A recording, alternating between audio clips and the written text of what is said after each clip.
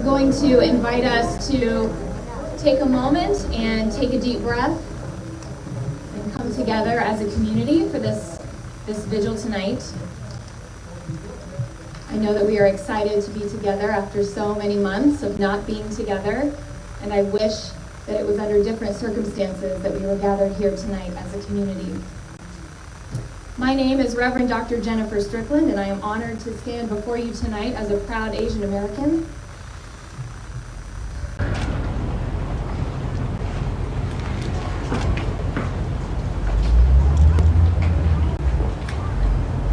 Like every Asian woman in America, I've had a hard time sleeping or thinking clearly since Wednesday morning when my husband told me about the Atlanta shooting while I was brushing my teeth. 8 people have died, he said.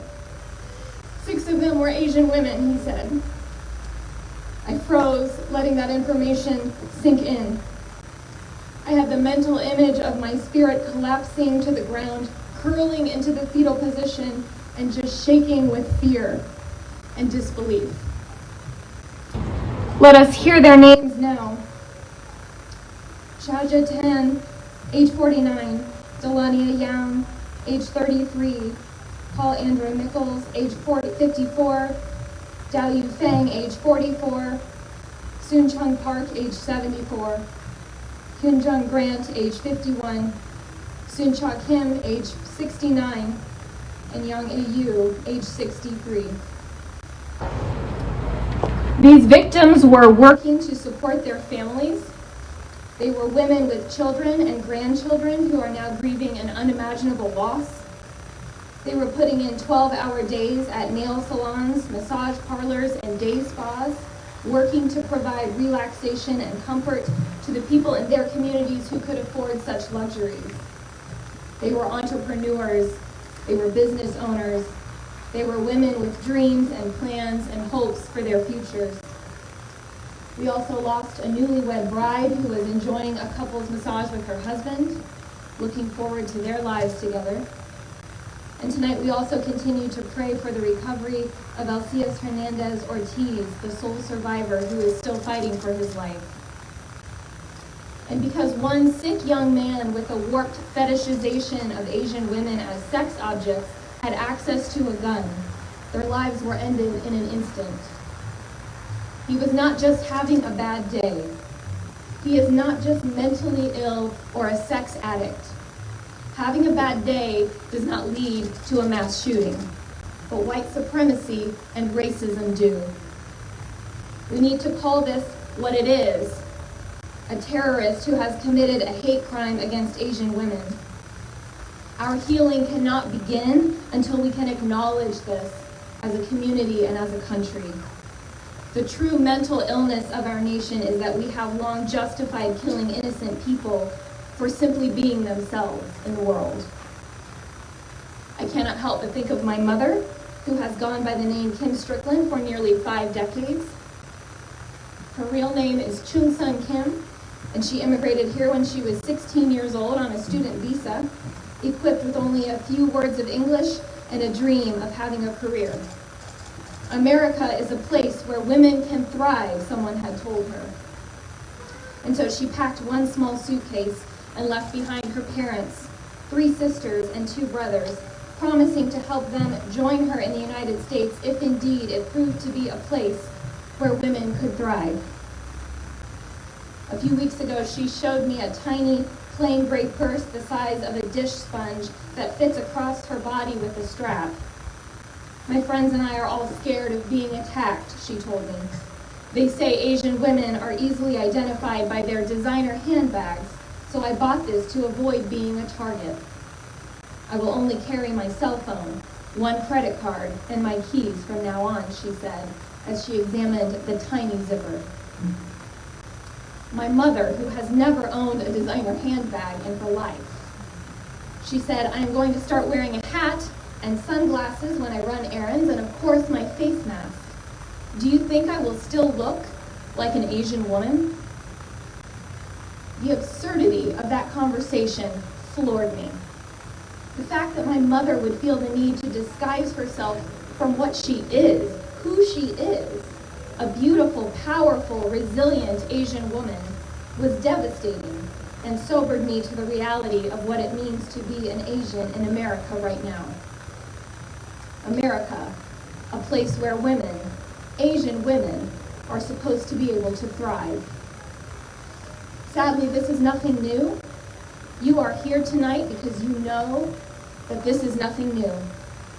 From the massacres of Chinese people in 1871 and 1885, to the Chinese Exclusion Act of 1882, to the Japanese-American internment camps of World War II, racism against Asians is another deep-rooted sin that needs to be pulled out from the soil of our society if we are ever going to heal and grow. I Zoomed with my cousins last night, all of them brilliant, accomplished, thoughtful Korean women, and I heard stories that they had never shared with me before. One of them, a corporate lawyer in Manhattan, talked about how her law firm hosts a daily buffet that is themed by different countries' cuisines. The theme of the day is posted on the company's internal website. She said they have Mexican food day, Italian food day, Greek food day, Indian food day, German food day, even an Irish food day recently for St. Patrick's Day. But then there is Asian Day, which consists of fried and white rice, pot stickers, and a chicken entree. Should I say something? She asked out loud. Should I tell a multi-billion-dollar company that employs 250,000 people around the world that Asia is a continent, not a country, and that the food they are serving is an Americanized version of Chinese food? These are the questions that we Asian Americans wrestle with on a daily basis, in our places of work, in our communities, in our schools, and on the streets. Should I say something? Will anyone listen? Will anyone understand why this even bothers me? Will my voice be heard? Speaking of our voices being heard, another cousin who is a pulmonary fellow currently working in a COVID wing in Boston said a patient told her he couldn't understand her because of her thick accent. She stared at him for several seconds in confusion and then asked, "Do you mean my thick Midwestern accent? Because I was born and raised in Columbus, Ohio." In the past year, all of my cousins have had people shout at them on the streets to go back to China.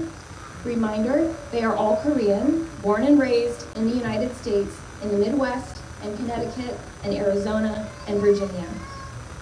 This happened to a friend while walking her kindergartner to school just a few days ago. And I don't think I need to explain that this particular form of racism illustrates the fact that too many Caucasian people see Asian women as looking all the same and cannot and choose not to even differentiate their ethnicities, their heritages, their cultures, or their stories. It is a way of making us disappear. It is a way of taking away our human identity. My friend Jamie, an amazing PR consultant in Los Angeles who is Thai, told me a few years ago a stranger yelled to her and her mother at a gas station, "Ching Chong, go home to your country." Go home to what country, she wondered. This is my home country. This is my hometown. I was born in LA. All of the Asian women I know and love have been told that their English is very good, even if English is their native and/or only language. All of us have been asked more times than we can count, "Where are you from?" No, where are you really from? What are you?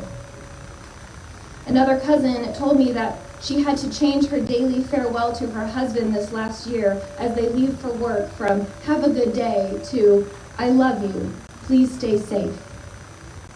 It would be easy to point fingers at Donald Trump and the hateful, racist rhetoric that he used ad nauseum during the pandemic, including calling COVID-19 the Wuhan virus, the Chinese virus, and the Kung flu. We know that he weaponized the virus in order to divert attention away from the fact that he was withholding critical information about the deadliness and the dangers of it, and also to distract our nation from seeing how poorly his administration was handling the containment of its spread. Nonetheless, the damage continues to ripple out, and anti-Asian hate crimes have increased by 150% in the last year. But we cannot simply blame the nightmare that was the Trump administration for this uptick in violence against Asian Americans, because as I said, this has been happening since our country was born. But it ends now. Are you with me? Woo! It ends now. So what can we do? What will we do? In a moment, I'm going to turn this microphone over to my colleagues and friends who are here tonight, who will certainly have more ideas to share with you. But I will leave you with a few invitations of how you specifically can double down on your commitment tonight to be an ally for Asians in America. Number 1, hold racism accountable when you see it in action. Stop whatever you're doing when you hear someone harassing or making a joke about an Asian person and explain to them why it is wrong and demand that they stop. Call it what it is: racist, inappropriate, dangerous, ignorant, unethical, morally wrong. Each of you gathered here tonight has your own network of friends, acquaintances, co-workers, and family members. You each have your own social media accounts and your own personal platforms, however large or small. When you see anti-Asian sentiments, do not ignore them. Do not let racist rhetoric go unchecked. Speak up and speak out. Your voice is desperately needed in addition to ours. We need all of our white, Black, Indigenous, and Latinx allies to partner with us here. Do not leave us to defend ourselves because it is exhausting. Learn to report anti-Asian violence to groups and like Stop AAPI Hate. Number 2, get to know individuals before asking them about their ethnicity. Chances are, if you befriend them, they will eventually and naturally share with you their rich cultural heritage and ethnic history. Number 3, support Asian Americans by shopping at their businesses, donating to organizations that support Asian American advancement and provide advocacy and visibility for our community, such as the Center for Asian Pacific American Women. If there's a language barrier, a bow, a thumbs up, a smile, or an elbow bump goes a long way. Number 4, ask the Asian Americans in your life how they are doing, how they are feeling, how you can support them. If they don't give you specific ways to support them, I always strongly recommend that you default to baking them a batch of delicious cookies and writing them a note of your support.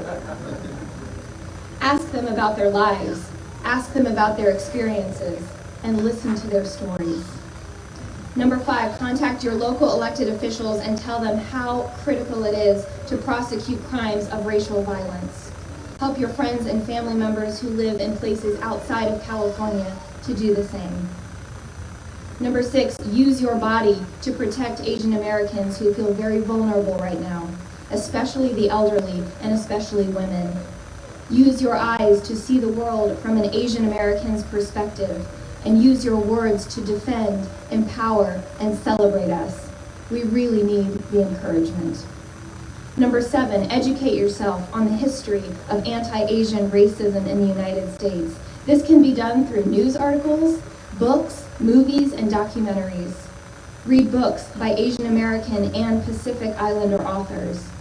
Watch movies and television shows that star, not just feature, but star Asian actors.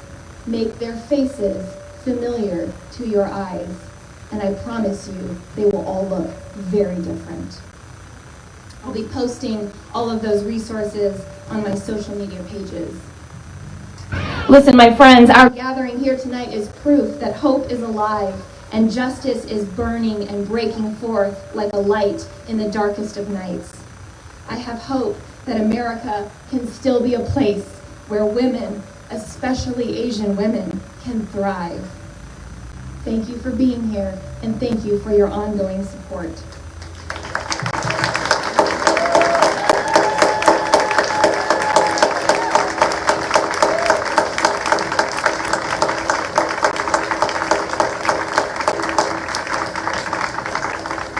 Our next speaker is the esteemed former Mayor, Peter Yao.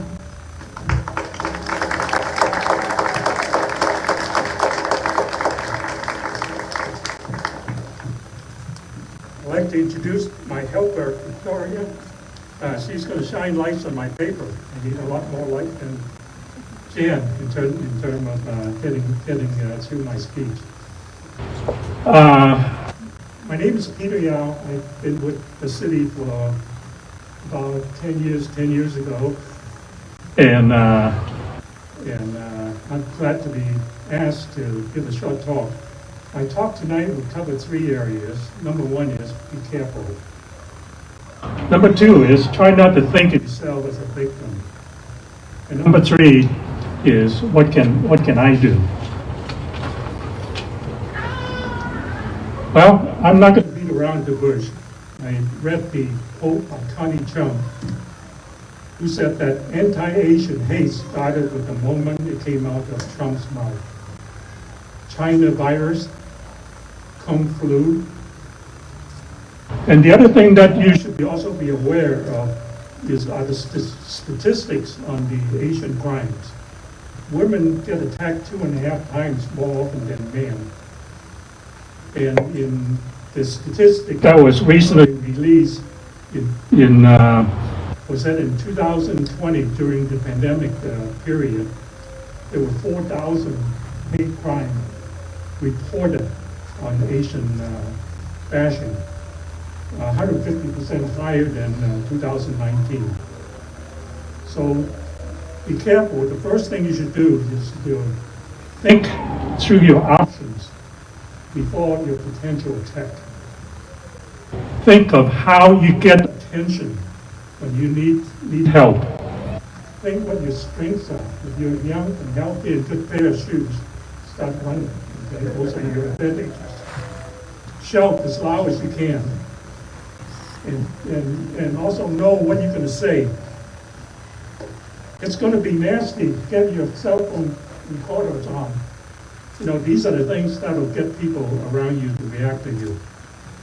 And it's common sense, don't venture into unfamiliar territory. And if you're a woman, get a companion, get an escort.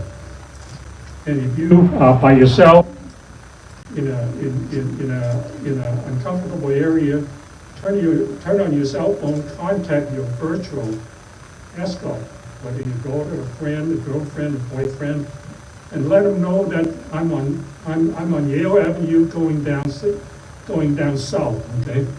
And if you hear me scream and if you hear the cell phone go off, call 911 for me. So these are some of the things that you can do. And San Francisco has been passing out electronic alarms for people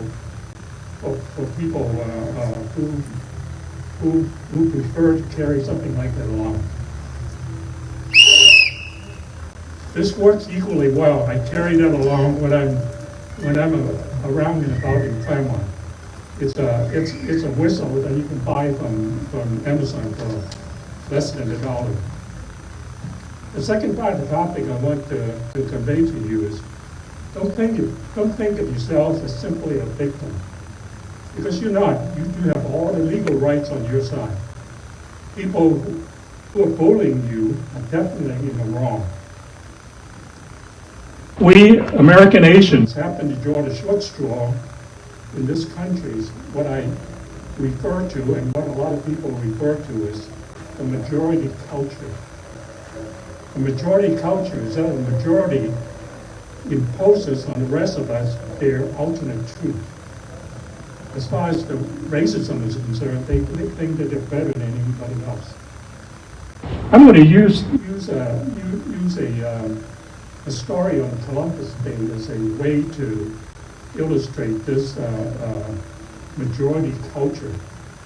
In 1937, Franklin Roosevelt declared the federal holiday that Christopher Columbus discovered America in 1492.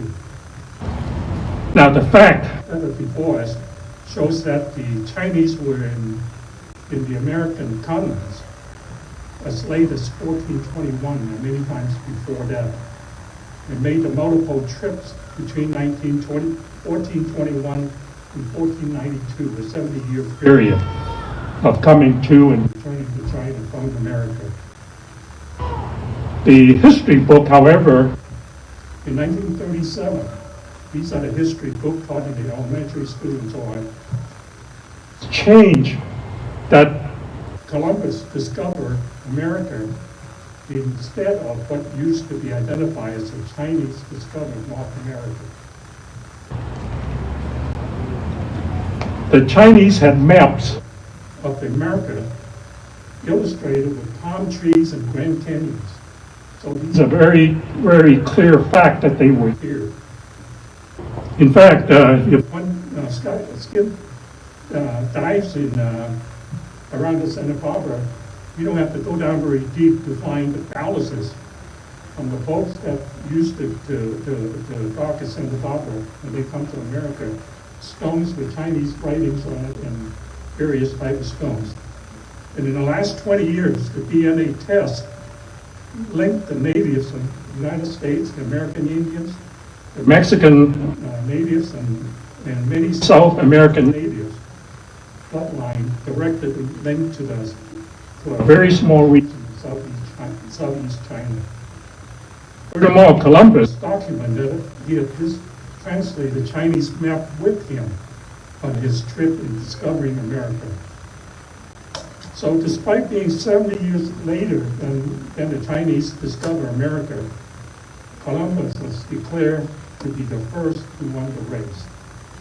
So this is what many people, including myself, call this as a problem with the majority culture. Surprisingly, none of my teachers in Claremont during the years that I went through the elementary school here ever challenged the fact of the Columbus story. Bear with me, this is the last page. What can I do? Asian bashing is no different than, unfortunately, the Black Lives Matters of women's suffrage. They've been at it for a lot of years longer than we have, and have suffered a great deal more than Asians have up to this point in time. The majority culture that the old white males are in charge of America. In other words, they're resisting to all the changes that are going on around the world, and they want to basically keep it the way that they had it. Have to understand that being a minority, you cannot change the majority culture. It just hasn't been proven that way. The Columbus, the example is one such story that I tried to relate to you earlier. That the facts doesn't matter, and how anybody else feels doesn't matter. What they said is what they consider to be the truth, and they pretty much have convinced all of us, including my days before I became an adult, and start challenging the facts that these are the case. And this is the issue that you have to change. Robert Kennedy remarked it 50 years ago. He said racism, and I think he meant racism violence, is a moment of insanity. And I agree with him fully on the insanity part. But a moment is probably a little too short for today's scenario. Many scholars and doctors have since labeled racism as a mental illness. It's a mental health issue that involves as many as 1 in 4 in the country. Laws are there, but they're somewhat ineffective. There's a federal law in the book that requires hate crime reporting on an annual basis. In 2019, 85% of the municipalities report that there were no hate crimes in their jurisdiction. So this is really an example of who's in charge, the old white male. Now, I'm not stereotyping that every white male is in charge, but I am saying that these obsolete values are being propagated. Biden has said that silence is not an option. And if you watch CNN, Don Lemon is one of the news anchors. He has a book out. This is the fire, echo the same message. The bottom line is you got to speak up, and you got to act in your own way, I think. Pastor Chan lists some good examples as what you need to do. America is the only country I know, and I suspect it's true for a lot of you. So we indeed have to do our part to clear this matter up. The latest statistic is even worse than the number I gave you earlier. The Asian hate crime is now reported to be about 100 a day. And you multiply it out and multiply the fact that 85% underreporting, within the next 12 months, the case number would probably equal to the COVID-19 deaths of over 500,000 people. So do be careful and be safe. Thank you very much. One more thing. I'm going to give to Pastor Jacob enough of these whistles. If anybody in the congregation would like to have one, kind of raise your hand and so I can kind of assess as to how many I need to supply to him. And I'm also hoping the police chief and the crowd would also take a initiative of supplying that to the resident of Claremont, because when I was involved with the Claremont, giving gun locks and whistles were provided to the residents free of charge. Thank you again. Thank you so much, Peter. We will now hear from Mayor Pro Tem of Claremont, Jed Leano.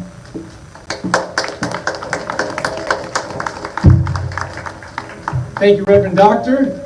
Thank you, former Mayor Yale. I would like to just briefly address all of you here tonight. I don't need that, thank you. I would like to first begin these brief remarks by admitting to you how difficult this week has been. As an American-born Asian American, for 41 years, it has been suggested to me from white America that I need to prove how American I am. And oftentimes when these suggestions were made to me, I would think in my mind, well, my mother is a nurse and she works 12-hour shifts at St. Joseph's Hospital. Is that American enough for you? During the Cuban Missile Crisis, my father was on a Navy ship and they told them, turn that ship around, we're going to South Florida. Is that American enough for you? Unfairly, the result of this pandemic has meant that an entire race of people have been systematically and unilaterally blamed for the health outcomes in this country. And the reason we are given that blame is because where we and where our parents were born. I am emotional and I am naturally upset, but I don't like to tell stories based on feelings. Anyone who knows me knows that I like to make decisions and I like to think about government policy based on data. I like it when data tell the story. So let's hear some data. Up to this year, since COVID started, there have been over 3,800 reported incidents of hate crimes against Asian Americans. Hate incidents and hate crimes. 2/3 of the victims of these incidents and crimes have been women. And a disproportionate amount of these victims have been our elderly. Not only are we being unfairly blamed, but our women and our seniors are being attacked disproportionately over this pandemic. In leadership, I have learned something very quickly, and that is the most difficult challenges are the ones you don't get to prepare for. And this month, I had to explain to my 6-year-old son that there are people in this country who don't like you and wish to harm you because where your father and where your grandparents were born. It is frustrating and it is sad, but at the same time, I feel tremendous hope because I look into this crowd tonight and I see an ocean of allies from Claremont and beyond, here to have my back and here to have my family's back.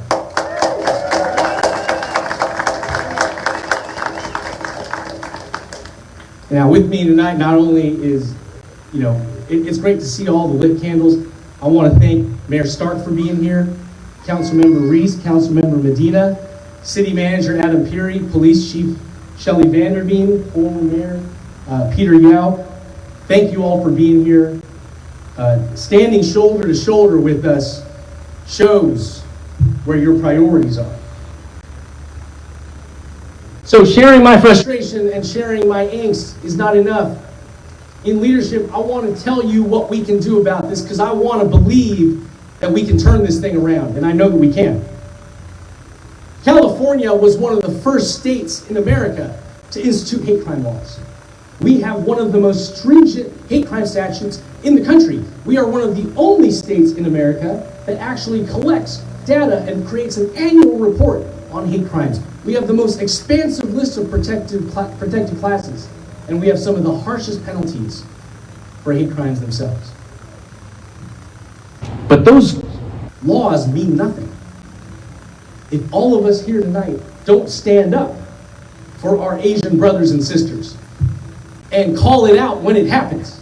So I need to know, are you with us to help protect us under the existing laws that they exist now?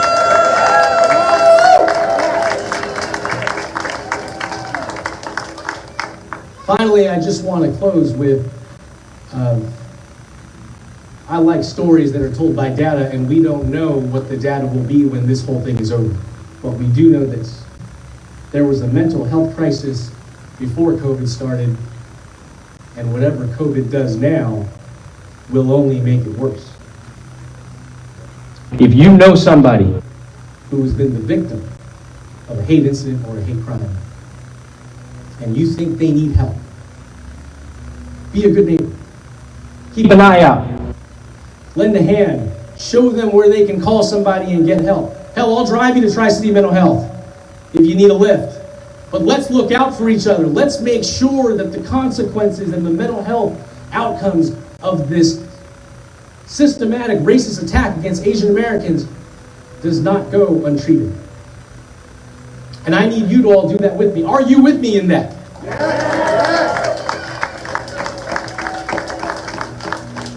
Thank you everybody for being here tonight. It is truly heartwarming to see all your faces, see all these lit candles, and I know together we're going to get through this. Thank you all very much.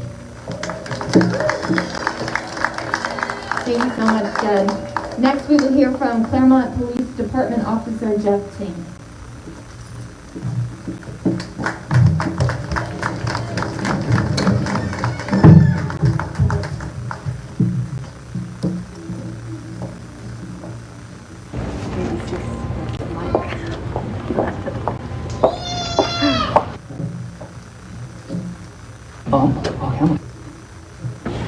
Thank you guys for letting me. Thank you guys for giving me the opportunity to speak here. The Claremont Police Department stands in solidarity with the Asian community within Claremont and throughout our nation, and condemns any act of violence based on hate or racism. We encourage victims of hate crimes within Claremont to reach out to the police department, and we commit to you that you will have our support. Thank you to the Claremont Unified Church of Christ for providing tonight's forum for the community to gather in solidarity and speak out against the increased regionally and nationally in anti-Asian American hate crimes. And for some of those who it's hard to communicate and English is a second language for them, for those who are Chinese and Mandarin, 你们如果你们有问题，有人欺负你们，知道你们这边有朋友，有很多人朋友会保护你，警察会保护你，哎，谢谢你们 ，Thank you。Thank you so much, Officer Ting. Next, we will hear from Ding Wicker, leader of the Filipino American community of Claremont and Southern California.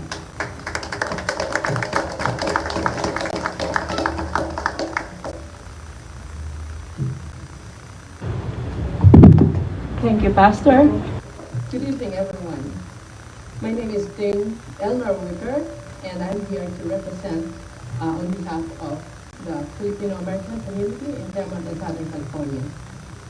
In light of the tragic and disturbing anti-Asian violence recently witnessed in Atlanta, we, the Filipino-American community, or PhilAm, in Claremont and Southern California, vehemently condemn the senseless attacks of hate and total disregard of the value of human lives.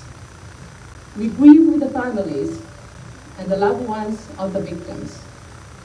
We share with them our anxiety and worries as we live our day-to-day lives. We are of Asian descent. I am a Filipino, Asian American. And we have, but above all, we are all human beings under one framework. We strive to live in harmony, solidarity, and respect for each other, no matter our race and ethnicity. We or our parents immigrated to the United States for freedom and opportunity that this country offered, and along with many other Asian Americans, have made significant contributions to our community and nation in various trades and professions. Some of us are in the medical, law, education, business, caregiving, and service industries, including those who serve the public in massage or beauty salons. Scapegoating these workers as victims of a perpetrator's sexual addiction obscures the racial nature of his acts. We demand justice for those who commit these hateful crimes. While we recognize that anti-Asian racism is not going to go away soon, we are committed to fighting this disease and mentality. Let us all work together to build a community where each life is valued, supported, honored, and celebrated. We join the other Asian American leaders in strongly denouncing the violence and calling for justice for those who have been victimized. We must learn to get along. Your friend is my friend. Your neighbor, my neighbor. No person should be subject to such hate and violence. Let's live a life where love, respect for each other, tolerance are the norm.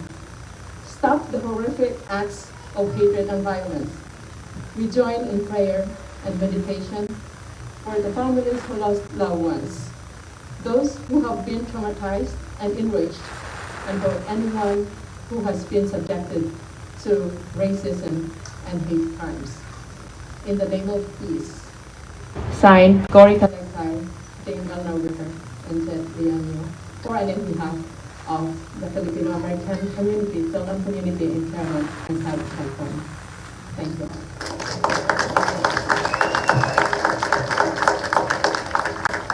Thank you so much, Dame. Next, we will hear from Sahil Sharma, Regional Coordinator for North America for the United Religions Initiative.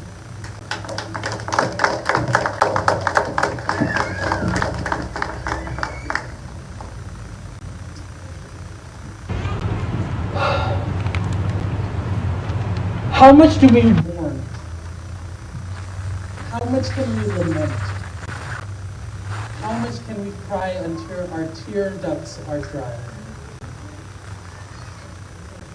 The events that took place on Tuesday affected me deeply.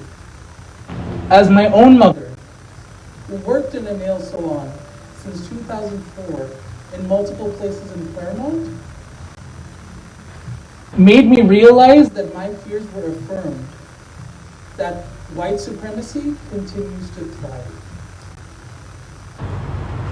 I used to hear the stories of my mom coming home after people avoided sharing the sidewalk with her.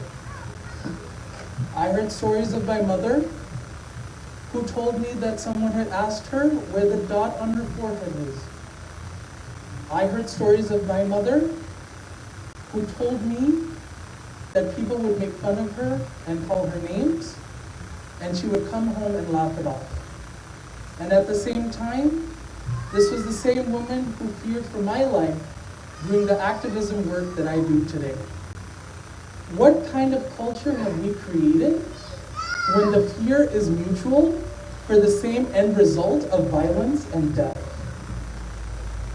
Why are we leaning on cultures of audacity time and time again? We shouldn't be leaning on audacity. We should be striving for courage. I learned from the lessons of my mother, who came from India in the late 80s, who worked hard, who did not hesitate from an honest living, and who made sure she fought for everything that she could to give me a good life. I, as an activist, as a community organizer, and as someone dedicated to the interfaith movement, remain unabashed in the same commitment. We are not here for audacity. We are here for courage. We are not here for hatred. We are here for revolutionary love. So revolutionary that the hundreds of candles lit here today will keep fighting against that white supremacy that will one day become a thing of the past. Thank you. Thank you so much, Kendall. Our final speaker of the night is Lorraine Wu Harry, religious affiliate at the Claremont Colleges.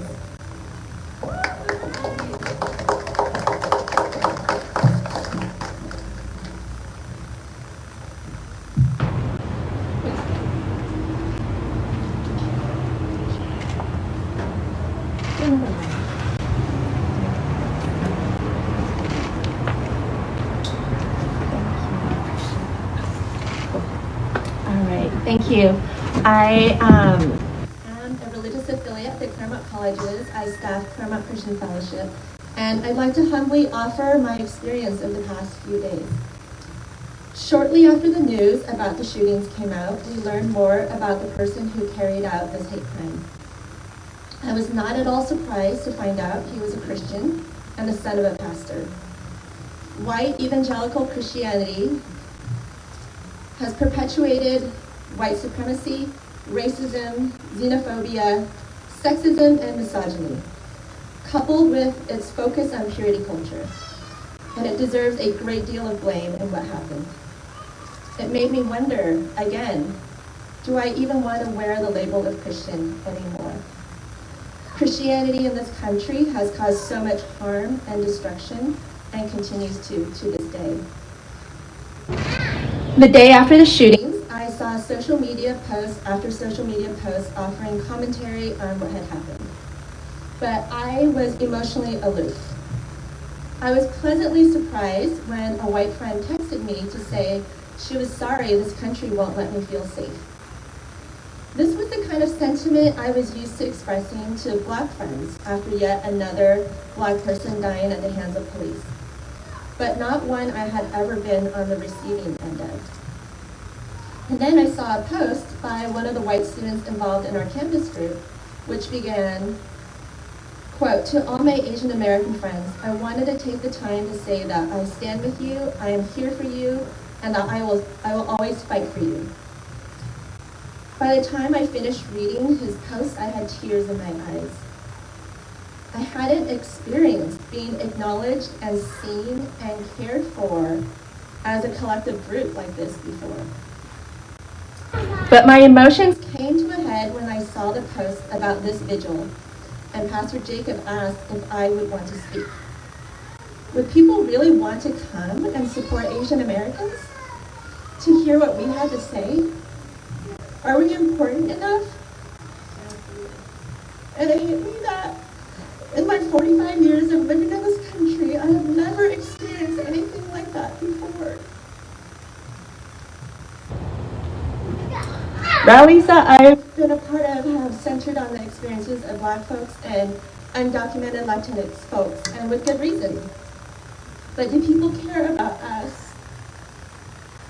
In my subconscious, I carry the history of how Asian Americans have been treated in this country. From the Chinese massacre in Los Angeles in 1871, one of the largest mass lynchings in U.S. history, to the Chinese Exclusion Act in 1882, to the forced relocation of Japanese Americans into concentration camps during World War II, what we carry in our existence is that we are not wanted here.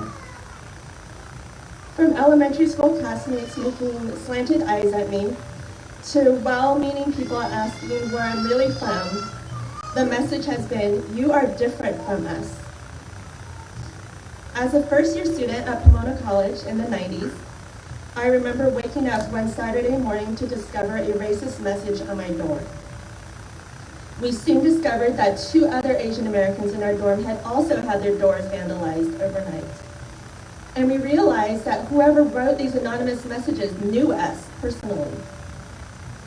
In seminar classes, I found it hard to make my voice heard.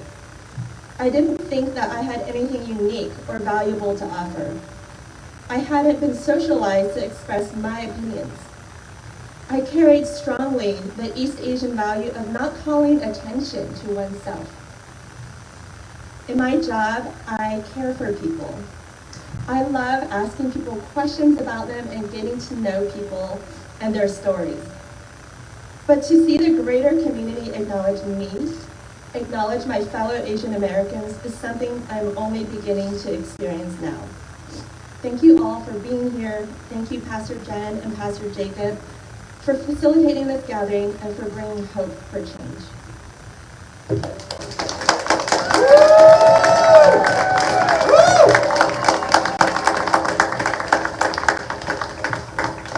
Thank you so much, Lorraine. Well, friends, you have already lit your candles, and I'm so glad for that. So I'm going to invite our wonderful musician, Yechen, to go ahead and play us some music. And we are going to lift our candles into the air tonight. So go ahead and do that. And we are going to remember and honor the lives that were taken from us this week. We're going to hear their names again, and we're going to hold them in a moment of sacredness as a community. We're going to meditate or pray or however you want to express what is in your heart as Yechen plays for us for a few minutes. And we're going to think about their families and their friends who are grieving those personal losses. And we're also going to think about all of the Asian Americans who are feeling so vulnerable right now. Let's hear their names. Chow Jae Tan, Delania Young, Paul Andre Mickles, Dao Yu Feng, Soon Chung Park, Hyun Jung Grant, Soon Cha Kim, Young A. Yu.